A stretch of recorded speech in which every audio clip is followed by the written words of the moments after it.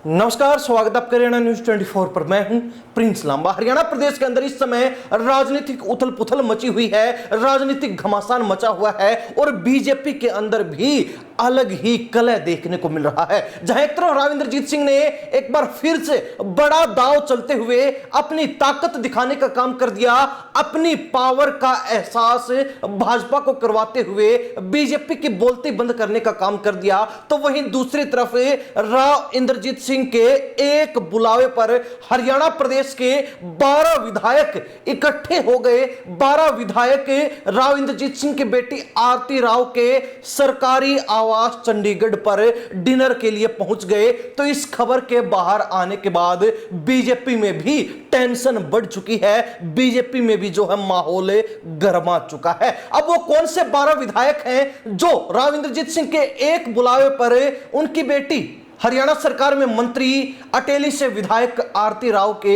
सरकारी आवास चंडीगढ़ पर रात्रि भोजन के लिए पहुंच गए, उनका नाम बारी बारी बताएंगे। और एक खास बात जो आपको बताते चले कि इन 12 विधायकों में एक विधायक कांग्रेस से संबंधित है, एक विधायक कांग्रेस पार्टी का भी शामिल है, जो कहीं ना कहीं हरियाणा प्रदेश में राजनीतिक सरगर्मियों को और भी तेज करने का काम कर देता है। अब विस्तार से आपको बताते कि इस डिनर पार्टी के पीछे क्या जो है पूरा प्रोपगेंडा है, किस रणनीति के तहत राव इंद्रजीत सिंह ने 12 विधायकों को अपनी बेटी के सरकारी आवास पर डिनर के बहाने इकट्ठा कर दिया और क्या कुछ जो है अब राजनीतिक गलियारों में चर्चाएं चल रही हैं, संभावनाएं लगाई जा रही हैं और क्या हरियाणा प्रदेश की राजनीति में बड़ा होने वाला है, इस मामले पर विस्तार से चर्चा करते हैं। आपको बता दें कि 12 विधायकों में सबसे पहला नाम खुद राव इंद्रजीत सिंह के बेटे आरती राव का है, जो हरियाणा सरकार में स्वास्थ्य मंत्री भी है, तो वो भी इस डिनर में शामिल थी। तो वहीं उनके अलावा उनके ही सरकारी आवास पर लक्ष्मण यादव जो रेवाड़ी से भाजपा विधायक हैं वो शामिल थे। आपको बता दें कि कोसली से विधायक अनिल यादव, महेंद्रगढ़ से भाजपा विधायक कंवर सिंह यादव, नारनौल से भाजपा विधायक ओम प्रकाश यादव, सोहना से भाजपा विधायक तेजपाल तंवर, बाढ़ा से भाजपा विधायक उमेद पातुआस, चरखी दादरी से भाजपा विधायक सुनील सतपाल सांगवान, गुरुग्राम से भाजपा विधायक मुकेश शर्मा, बावल से बीजेपी विधायक कृष्ण कुमार, पटौदी से बीजेपी विधायक बिमला चौधरी और नांगल चौधरी से कांग्रेस विधायक मंजू चौधरी इस डिनर में शामिल हुए थे, राव इंद्रजीत सिंह के एक बुलावे पर पहुंचे थे। अब आपने तमाम नामों पर गौर की होगी तो आपने एक बात जरूर नोटिस की होगी कि इन विधायकों में ज्यादातर विधायक अहिरवाल क्षेत्र के हैं, यानी कि अहिरवाल क्षेत्र की वो 11 सीटें जिनमें से राव इंद्रजीत सिंह के दम पर इस बार भी बीजेपी 10 सीटें जीतने में कामयाब रही थी। उन 10 विधायकों में से 9 विधायक राव इंद्रजीत सिंह के साथ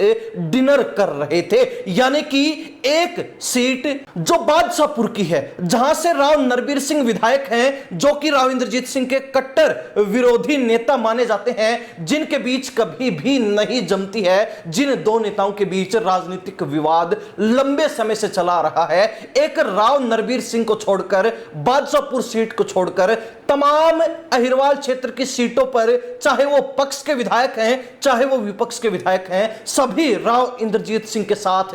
डिनर कर रहे थे। वहीं इसके अलावा 2 विधायक चरखी दादरी जिले के भी, चरखी दादरी से सुनील सतपाल सांगवान, तो वहीं बाढ़ा से उमेद पातुआस भी यहां पर शामिल थे। अब इनके शामिल होने के पीछे की वजह यह है कि दोनों ही नेताओं के विधायक बनने में राव इंद्रजीत सिंह के अहम भागीदारी रही है, क्योंकि चरखी दादरी विधानसभा सीट और बाढ़ा विधानसभा सीट के अंतर्गत अहिर बाहुल्य कई गांव लगते हैं, जहां पर अहीरों की वोटों की संख्या की बात की जाए तो वो भी काफी अच्छी खासी है। और कहीं ना कहीं उन वोटों पर राव इंद्रजीत सिंह ने प्रभाव डालने का काम चुनाव के दौरान किया था, जब उन्होंने उमेद पातुआस और सुनील सतपाल सांगवान के समर्थन में प्रचार प्रसार किया था और उसी के बलबूते दोनों ही नेता विधायक बनने में कामयाब रहे थे। तो यह वजह है कि राव इंद्रजीत सिंह के एक बुलावे पर दोनों नेता डिनर के लिए पहुंच गए। वहीं इसके अलावा कांग्रेस से विधायक मंजू चौधरी के भी इस डिनर में शामिल होने के पीछे एक बड़ी वजह है। वो वजह यह है कि मंजू चौधरी, जिनके साथ शुरुआत से ही अंदर खाते राव इंद्रजीत सिंह का समर्थन रहा था, अब राव इंद्रजीत सिंह का समर्थन कांग्रेस पार्टी की प्रत्याशी के साथ इसलिए भी था क्योंकि राव इंद्रजीत सिंह नांगल चौधरी विधानसभा सीट से अभय यादव, जो कि मनोहर लाल खट्टर के बेहद करीबी नेता थे और बिना राव इंद्रजीत सिंह के आशीर्वाद के राव इंद्रजीत सिंह से पंगा लेकर पिछली बार विधायक बन गए थे।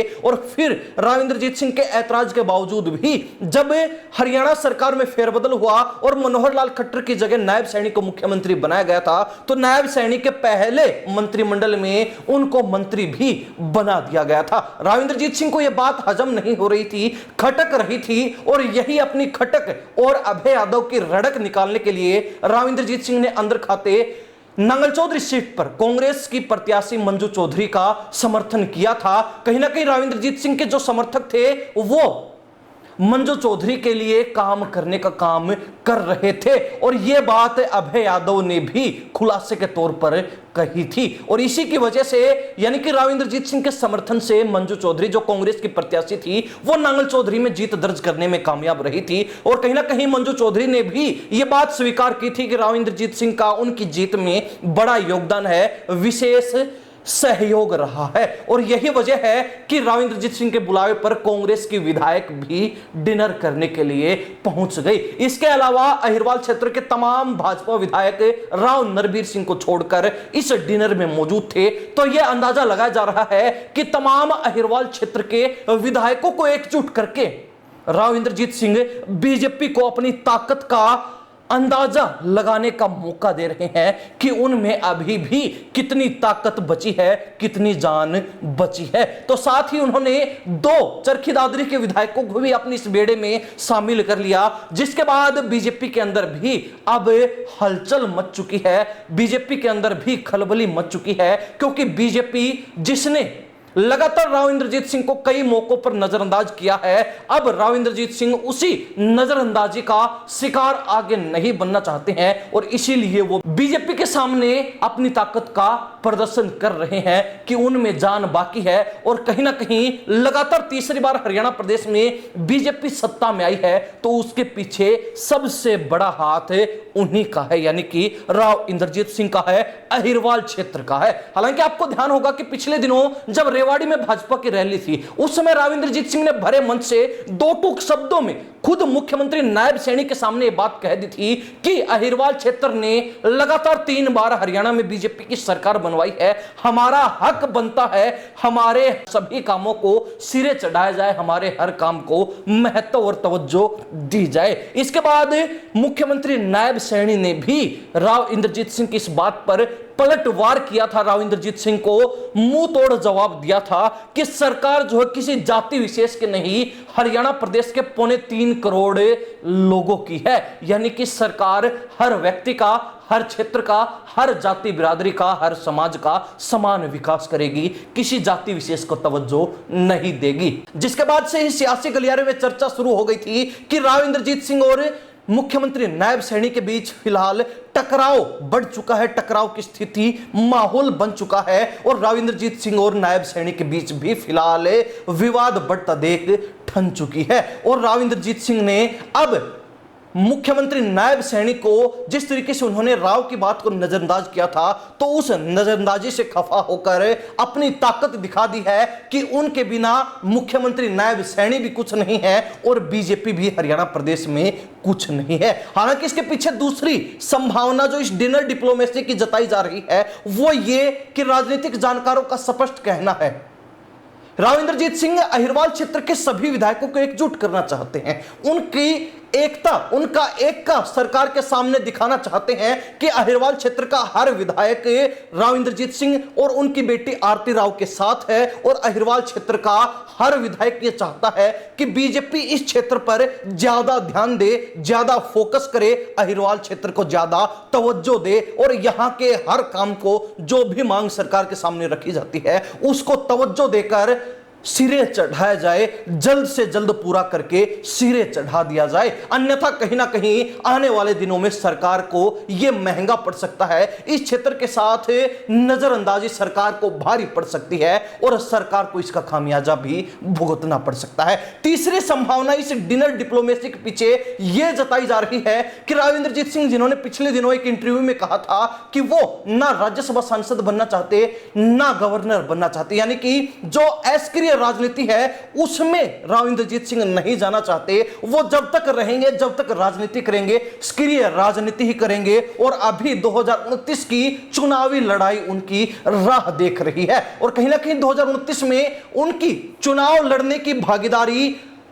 इस पर निर्भर करेगी कि कौन मेरी बेटी यानी कि मंत्री आरती राव की टांग खींचता है, कितनी टांग जो है आरती राव की खींची जाती है, आरती राव को गिराने के कितने प्रयास किए जाते हैं। ये तमाम चीजें जो है मेरी अगले चुनाव में राजनीतिक भागीदारी तय करेंगी। जितनी ज्यादा टांग खिंचाई मेरी बेटी की होगी उतनी ही मजबूत भागीदारी मेरी सक्रिय राजनीति में 2029 के चुनाव में रहने वाली है। खैर, उन्होंने यह क्लियर कर दिया था इस बात के माध्यम से कि अब जो है अपनी राजनीतिक विरासत वो अपनी बेटी आरती राव को सौंपना चाहते हैं और अहिरवाल क्षेत्र के इन तमाम 12 विधायकों को डिनर पर बुलाकर राव इंद्रजीत सिंह ने कहीं ना कहीं अपनी बेटी को मजबूत करने का काम किया, अपनी बेटी की राजनीतिक नींव को और भी ज्यादा मजबूती देने का काम किया है और सभी विधायकों से यह बात स्पष्ट कर दी है कि मेरी राजनीतिक विरासत अब आरती राव संभालने वाली है। तो तमाम विधायक एकजुट होकर मेरी बेटी के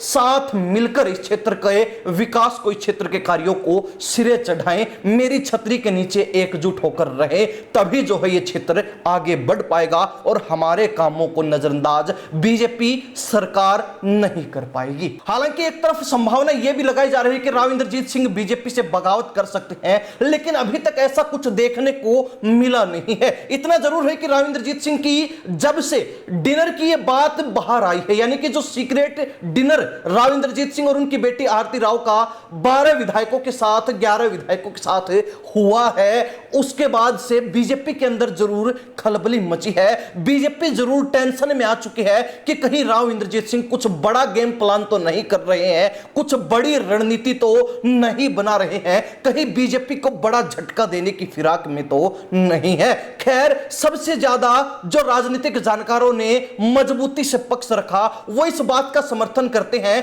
कि राव इंद्रजीत सिंह ने 12 विधायकों को एकजुट करके सरकार को, मुख्यमंत्री नायब सैनिक को अपनी ताकत दिखा दी है, अपनी ताकत का जो है प्रदर्शन करते हुए यह एहसास करवा दिया है कि उनके बिना बीजेपी, उनके बिना मुख्यमंत्री नायब सैनी कुछ भी नहीं है। खैर, हरियाणा प्रदेश की राजनीति में इन दिनों काफी उथल पुथल देखने को मिल रही है और विशेष तौर पर सरकार और बीजेपी के अंदर काफी घमासान मचा हुआ है। चर्चाएं यह भी चल रही है कि राव इंद्रजीत सिंह जो 75 वर्ष के होने वाले हैं, तो ऐसे में उनको बीजेपी मार्गदर्शन मंडल में डाल सकती है। तो ऐसे में राव इंद्रजीत सिंह अपना पत्ता कटने से पहले, अपना राजनीतिक रूप से सक्रिय राजनीति से किनारा होने से पहले अपनी बेटी को मजबूती से खड़ा करना चाहते हैं, अपनी बेटी का जो स्टैंड है उसको मजबूत करना चाहते हैं और अपनी पूरी राजनीतिक विरासत बेटी के हाथों में सौंपना चाहते हैं, पूरी बागडोर आरती राव को देना चाहते हैं। ये भी एक बड़ी वजह मानी जा रही है।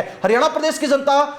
राव इंद्रजीत सिंह के द्वारा ये जो डिनर डिप्लोमेसी की गई है, हालांकि इससे पहले भी वो कई बार बीजेपी को अपनी ताकत का एहसास इसी डिनर वाली प्रक्रिया के माध्यम से करवा चुके हैं। 2014 में जब पहली बार मुख्यमंत्री के तौर पर मनोहर लाल खट्टर ने कमान संभाली थी, तो उसके कुछ महीने बाद ही हरियाणा प्रदेश के बड़ी संख्या में विधायकों को अपने आवास पर इकट्ठा करके राव इंद्रजीत सिंह ने ताकत का प्रदर्शन किया था। हालांकि इसके बाद कई मौके ऐसे रहे हैं जब राव इंद्रजीत सिंह